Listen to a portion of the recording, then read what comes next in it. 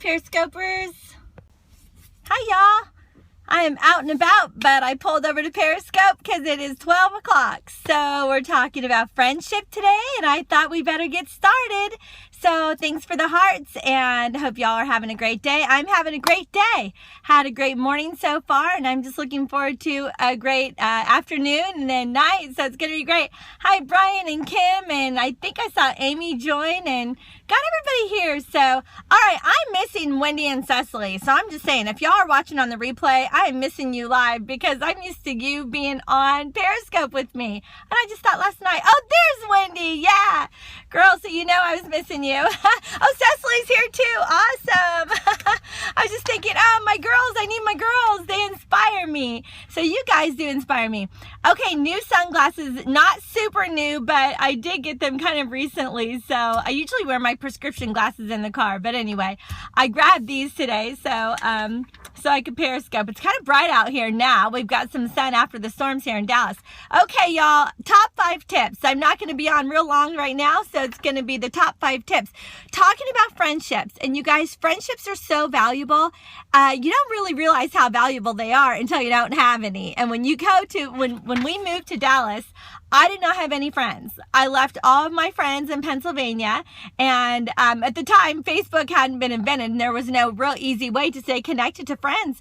And so I just really missed my friends so badly, and praise God, I was able to reconnect with a few people here that I had known way back when, and it was so exciting. And I heard from one person, really by rumor, through the grapevine, that some of our old friends had also moved to Dallas. And so we were able to reconnect with Gordon and Kathy Dunn. We were able to reconnect with the Johnsons. And one of my high school friends, who I had not seen for 20 years because we had lived in Pennsylvania all that time, I found her number, and she brought us a meal right when we were unloading the truck. The Dunns showed up and helped us unload our truck. And you know, we weren't able to see them every day or every week after that, but you know, they were friends, and they were old friends, but we reconnected and just picked up to where we left off. And man, I needed that at that time, because when we moved to Dallas, when we moved to a new place, there's nothing like an old friend to make your heart happy. Friendships are so important. In fact, psychologically, they're actually even more important than romantic relationships. Can you believe that? Or right up there, equally as important. Hey, thanks for posted my website. You guys can catch past Periscopes on there. And Brandon said that he updated my website and added some things to it. So y'all check it out. So thanks, Brandon, for doing that. It's great. Okay, you guys, top 5 things. Number 1, be the friend that you'd like to have. Okay, so there you go. Be the friend that you'd like to have.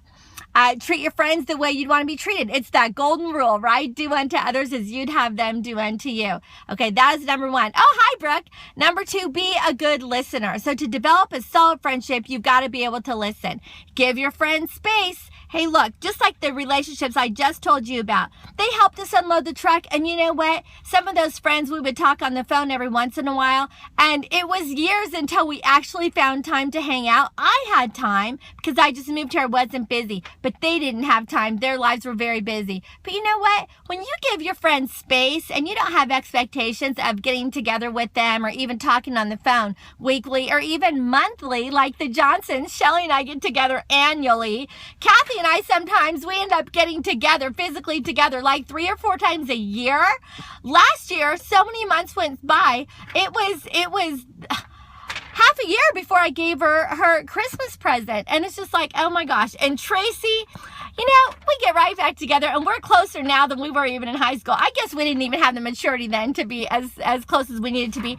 But Tracy, if you remember, I know I've told you this, you had no idea. Your friendship was a huge gift to me. Again, had just moved to Amarillo and knew no one, this huge high school. And Tracy and her friend Kim were the ones that said, hey, you can sit by us at the lunch table. Oh, girl, I can tear up thinking about it right now. I'll take off my glasses. You can see my tears. Oh, you know what? Because you gave me a place. You know, you gave me a place at the lunch table when I didn't have anyone to sit by. And so I'm tearing up thinking about it because, you know, for that time in my life, I was so desperate for a friend, and you were such a good friend to me. And then we lost touch, and it's okay. Friends need space, and friends are seasonal, right? But it's so important to be able to get back together. That's not going to happen if you fear rejection. I love you too, Trace. It's not going to happen if you're afraid of them not liking you. It's not going to happen if you get bitter and resentful over the years that you haven't talked. I have another story about a friend that was also a high school friend, and we were more friends in youth group, Amy, because Amy, if you're not watching now, I know you'll catch the replay, and I know for sure your daughters, maybe Megan and Katie, will be watching, and hopefully Savannah too. But it's so cool because when Amy and I both got married young, I got married first. She also got married young. It was a time of life where we lost touch. I moved to Pennsylvania. She was still in Amarillo. But we had kept in touch enough, and we were both living paycheck to paycheck, young married people, okay? So by the time I had my third, I had reconnected with her. She had her 3. I had stopped by to visit her one time. She was the best seamstress ever. And just to be a good friend and to support her, I took my budget for the girls' Easter dresses, and I gave her $100 to sew matching dresses for my daughters. Because it was hard to get them matching dresses because they were 5 years apart. And size-wise, it just didn't work out. So she bought them the special fabric, and she made the most beautiful dresses. I mean, it would have just been like I bought them at Dillard's. They were just that beautiful with really nice fabric. So I wrote her a check. We lived in Pennsylvania. She lived in Lubbock. I wrote her a check, mailed it to her for these dresses. They were perfect. The girls wore them for Easter. In fact, they're very memorable dresses because that's the year that Brittany fell and busted her chin and ended up getting the stitches. So she had on your dress, Amy, when she got those stitches. So it was a memorable Easter. But you know what? That check bounced. I didn't intend for it to bounce. I had the money in the account when I wrote the check, but it was just that time of our life where we were living paycheck to paycheck. And if that check wasn't cashed right away, it was easy for things to get, upside down, and that check bounced. Well, y'all, I never did have an extra $100 again to pay her.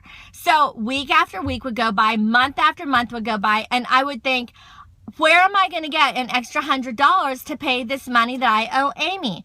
Amy wrote me a sweet note and said, that check bounced, just pay me when you can, no big deal. Well, I'm sure it was a big deal, but bless her heart, she didn't resent me for the fact that I owed her $100, which was a lot of money in, 1992, I think it was.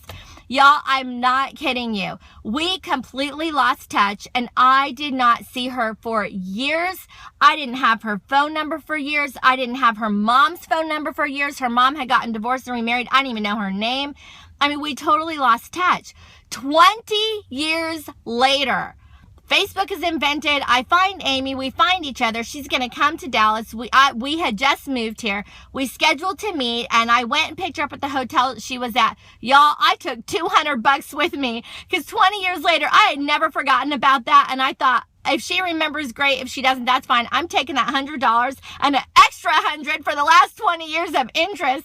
So I gave her a big hug. We had not seen each other for 20 years. I could not wait to see Amy again. But y'all, I gave her $200 cash, and I said, this is from that $100 and interest because I never paid you for those dresses, and we both just kind of laughed about it. And she said, oh yeah, I do remember. And I just said, thank you for not being angry with me all that time. Thank you for still wanting to be my friend. And y'all, we picked up like nothing had ever happened. And she would have been my friend even if I didn't pay her back. But I wanted to pay her. It had been in my heart for 20 years to pay her. And I was so glad. But that's kind of a funny story about, if you're able to make amends like that, it is never too late to make amends. It is never too late. By the way, y'all, thanks for joining from Brazil. And I will definitely come to Brazil sometime. I'm just gonna, Amy, I just told this great story about you. And here you just watched, but you'll have to catch it on the replay.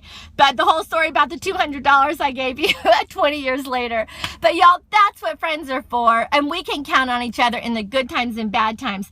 A couple of other stories. My grandma is 92 years old, and what my grandma said was that with her best friend Hazel, what made their friendship so good is that they knew each other so well, and that they could truly vent to each other during their lowest of lows, and they could just pour out their heart without being judged. She said, you know, she knew she could pour out her heart to me. She could be mad. She could be at her worst, and I wouldn't judge her. I was there. That goes back to the tip that I had about being a good listener. My grandma said she really thought that was the number one most important thing about their friendship, about any friendship really, is that you're able to be your worst, and they're not going to judge you for it, and they're just going to let you vent. You know, that's a place of a good friend. Y'all, also a couple of other tips. So the first, free, be the friend you want to be. Second, be a good listener. Third, give your friends space. Fourth, don't set too many rules or expectations. That goes along with giving them space, but let that friendship evolve naturally. Some people give love in different ways with different kinds of love languages. So don't have expectations. Oh, hi, Megan. I just told a story about your mom. Don't have expectations of a lot of quality time, because your friend might be more like an acts of service. She maybe would rather throw you a birthday party than give you every Monday afternoon, you know? So friends are different. And some friends, you might not see them for a year, but then when you see them, they bring you the neatest gifts. You know, whatever it is, allow them to be them, and don't have expectations. You know, that's going to kill a friendship. The last and the number 5 tip I have is be forgiving. Just like Amy was with me, you be forgiving.